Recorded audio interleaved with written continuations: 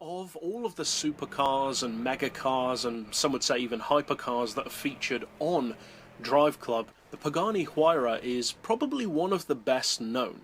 It's one of the most popular and most widely loved and respected supercars of recent years in real life. So it pretty much goes without saying that any game that features the Huayra is going to have it as one of its best cars, because that's exactly as it should be.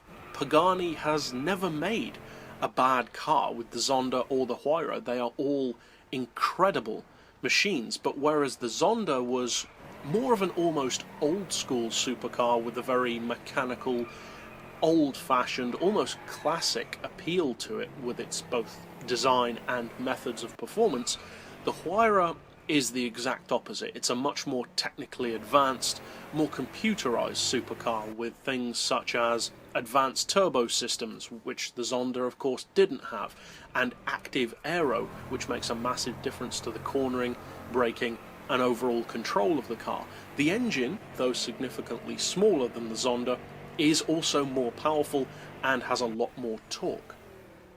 In any game, as I mentioned, that has the Huayra, it's going to be one of the quickest cars, and that's no different on DRIVECLUB. But the perhaps surprising thing about how good the Huayra is on the game is actually with regard to the handling. It's the kind of car which you would probably expect to be quite slippery, certainly a good drifter, and it is.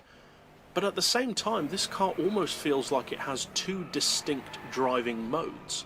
When you attack a corner, such as in a race, it handles perfectly, doing exactly what you want it to do.